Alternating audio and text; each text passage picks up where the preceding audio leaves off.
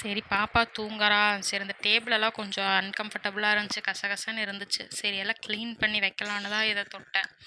இந்த பூ வந்து என் சிஸ்டர் எல்லாம் கொண்டு வந்தாங்க. அதை சரி ஈவினிங் குளிச்சுட்டு வச்சுக்கலாம் அப்படின்ட்டு ஃபோட்டோ ஃப்ரேம்ஸ் எல்லாம் க்ளீனாக தொடச்சி எடுத்துட்டு இந்த கேர்லின் போட்டு கொஞ்சம் டேபிள் எல்லாம் க்ளீன் பண்ணால் தான் கொஞ்சம் நீட்டாக இருக்கும்.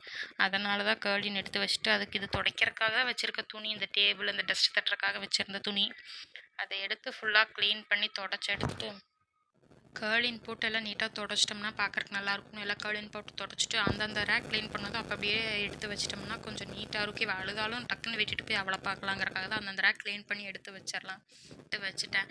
இந்த டப்பா ரொம்ப யூஸ்ஃபுல்லாக இருக்குது. 3 டப்பா இருந்துச்சு. 2 வந்து பாப்பாவுக்கு, 1 வந்து நாங்கள் அந்த டேப்லெட்ஸ் எல்லாம் போட்டு வைக்கிறதுக்கு யூஸ் பண்ணுறேன். பாப்பாவுக்கு யூஸ் பண்ணுறது எல்லாமே சாஃப்ட் சென்ஸோடது தான்.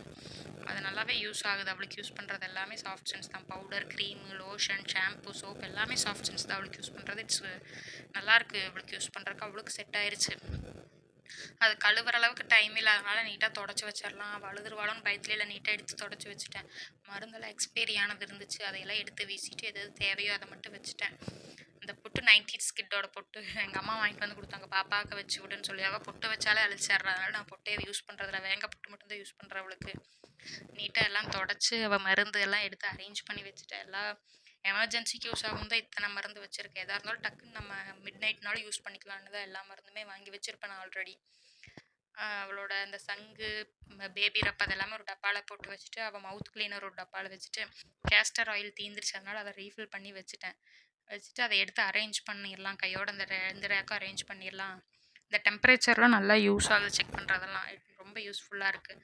அப்புறம் இந்த ட்ரிம்மர் நான் யூஸ் பண்ணுறதே இல்லை. வாங்கினதோட சரி அவளுக்கு நான் நெயில் கட்டரை தான் யூஸ் பண்ணிக்கிறேன். இந்த ட்ரிம்மரே யூஸ் பண்ணுறதில்ல. சரி எல்லாம் தொடச்சிட்டு கையோடு எடுத்து அரேஞ்ச் பண்ணிடலாம். கீழே இருக்கிறத நீ ஸ்டார்ட் பண்ணால் சரியாக இருக்கும். அதே கீழே இருக்கிற பிங்க் டப்பாவில் இருக்கிறது ஃபுல் அண்ட் ஃபுல் இவளோட நியூ ட்ரெஸ்ஸஸே தான். அதை யூஸ் பண்ணவே இல்லை இன்னும் ஒரு டைம் கூட. அது எல்லாமே 10 to 12 months ஆகணும் யூஸ் பண்ணுறதுக்கு. சரி அதை அப்படியே எடுத்து நீட்டாக பேக் பண்ணி வச்சிட்டோம்னா அவளுக்கு இப்போ தேவைப்படும் போது யூஸ் பண்ணிக்கலான்ட்டு. எதுவுமே இப்போ செட் ஆகலை அவளுக்கு. எல்லாமே பெருசாக இருக்குது. அதனால கொஞ்சம் இன்னும் வளரட்டும். வளர்ந்தக்கப்புறம் இதெல்லாம் எடுத்து யூஸ் பண்ணிக்கலாம்னு எல்லாம் நீட்டாக எடுத்து அரேஞ்ச் பண்ணி வச்சிடலான்னு தான் வச்சுட்டேன். எதுவுமே சூட் ஆகலை. இருக்க சின்னதாக இருக்கிறதுக்கு அது எதுவுமே யூஸ் ஆகலை. இந்த டவல் வந்து அழகாக இருக்குன்னு வாங்கினேன்.